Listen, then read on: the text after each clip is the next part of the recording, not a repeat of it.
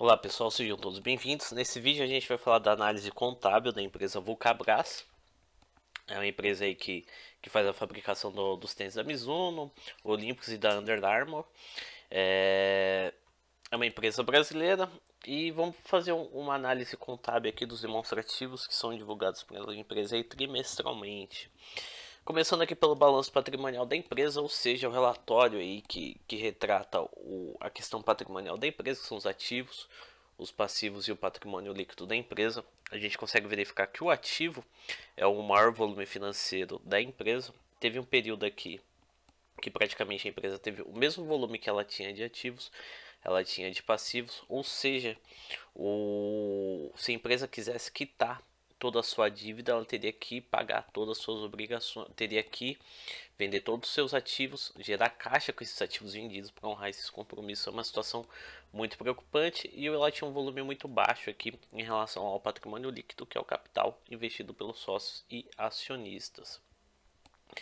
Bom, mas a partir de 2017, que final de 2017, a empresa aí reverteu essa situação, diminuindo muito o ativo dela, diminuindo muito o passivo dela, perdão, ou seja, o volume que ela tinha de obrigações diminuiu muito e o patrimônio líquido aqui da empresa aumentou consideravelmente, possivelmente que foi um aporte de capital para honrar essas dívidas e o volume, e depois que a empresa adotou essa estratégia aqui, o volume de ativo aqui teve um crescimento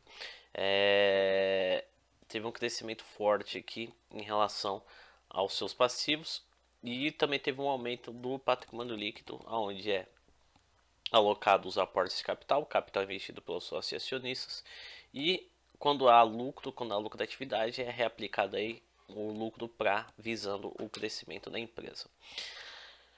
Bom, vamos falar um pouquinho aqui de três contas muito importantes do ativo circulante. O ativo circulante é um subgrupo aí no ativo que representa os bens e direitos que a empresa tem a receber a curto prazo. O circulante da contabilidade representa a curto prazo, ou seja, o que a empresa tem de bens e direitos a receber nos próximos 12 meses.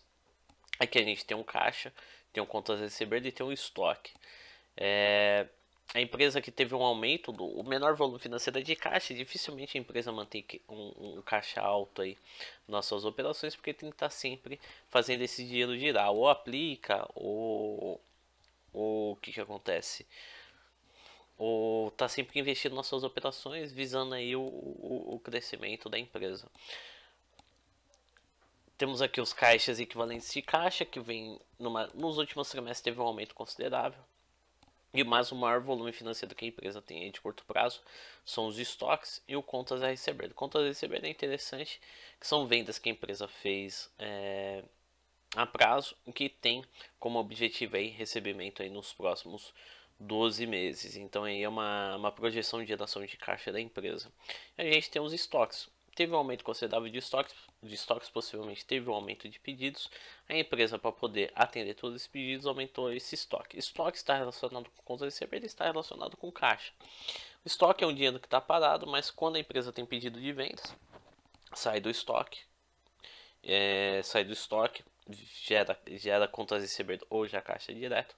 Então, um volume de estoque alto é até consideravelmente positivo se a empresa está com as operações a todo vapor. Agora, quando a empresa tem um caixa alto e as suas operações não estão a todo vapor, é uma situação muito preocupante.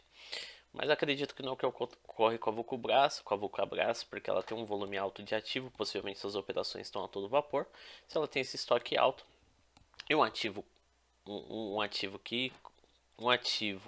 que acompanha esse crescimento dos estoques, então é muito positivo que a gente consegue tirar a seguinte conclusão, que a empresa está a todo vapor e seus estoques aí possivelmente está seguindo o ritmo, girando, aumentando, mas girando aí na mesma proporção. Bom, aqui a gente tem a posição do passivo da empresa, que são as obrigações que ela tem a pagar. Aqui eu gosto de verificar como que está a composição visando a fluxo de caixa, principalmente em empresas muito endividadas. Não é o que ocorre com a Vulcabras, porque ela tem mais patrimônio líquido do que passivo, ou seja, ela tem mais direito, mais capital próprio do que recursos de terceiros, então não é uma situação tão preocupante. Se ela tivesse numa situação muito, um endividamento alto, essa análise da posição do passivo seria interessante. Visando a questão de fluxo de caixa, o ideal sempre é que o maior volume de dívida da empresa esteja alocado a longo prazo. Não é o que está ocorrendo aqui com a Vulcabras, que o maior volume financeiro de dívida está a curto prazo e o menor volume está a longo prazo. Visando o fluxo de caixa, o ideal sempre é que o menor volume de dívida esteja alocado a curto prazo. Não é o que ocorre aqui com a Vulcabras, mas também a gente não precisa se preocupar porque o volume de dívidas dela é muito baixo em relação ao que ela tem de caixa. O que ela tem de caixa não, o que ela tem de ativo e até patrimônio líquido. Bom, aqui a gente tem a composição do empréstimo da empresa. Também é uma situação que eu gosto de analisar a parte, principalmente para empresas, novamente para empresas muito endividadas, né? O que ocorre com a Vulcabras, os passivos delas estão bem controlados. A questão do empréstimo eu gosto de verificar como que é um capital que tem custo, são recursos que entram dentro da empresa, mas não entra gratuitamente, né? Tem um custo aí das instituições financeiras. A gente consegue verificar aqui que tá bem, é um volume baixo de dívida em relação ao que ela tem de patrimônio, e praticamente metade da dívida está a curto prazo e a outra metade está a longo prazo. Bom, vou falar um pouquinho de operações da empresa. Aqui a gente tem um volume de vendas, deu uma estagnada aqui, não saía desse patamar, mas a partir de 2022 aqui ela deu um up, saindo aqui dessa linha aqui de tendência. Deu uma corrigida e voltou para o patamar aqui entre 2022 aqui o final de 2023. Vamos verificar o que ocorre nos próximos períodos, mas aqui o volume de vendas da empresa não está nada surpreendente. Bom, a gente tem o resultado bruto da empresa. Tinha aqui uma linha de tendência, né, uma linha de tendência de caixa aqui, que ficava batendo, indo e voltando, e ela ultrapassou essa linha e continuou numa tendência forte de alta. Resultado bruto, a gente consegue analisar se só o produto da empresa é lucrativo ou não. A gente consegue verificar que é lucrativo, principalmente aí a partir de 2021. Foi uma empresa aí que surpreendeu, principalmente depois da pandemia, que ela deu uma virada de chave. Bom, a gente tem o resultado operacional da empresa, que a gente consegue verificar a empresa, se ela é lucrativa ou não, antes de fatores externos como receitas e despesas financeiras e o imposto de renda e contribuição social. Também a empresa passava por uma situação complicada, né, até entrando em prejuízo aqui em alguns períodos, mas apresentou uma recuperação aqui principalmente depois da pandemia, que ela deu um salto importante. Bom, a gente tem um lucro de prejuízo do período. Aqui a gente pega todas as receitas menos todas as despesas, já envolvendo fatores externos como receita e despesas financeiras e o imposto de renda e contribuição social.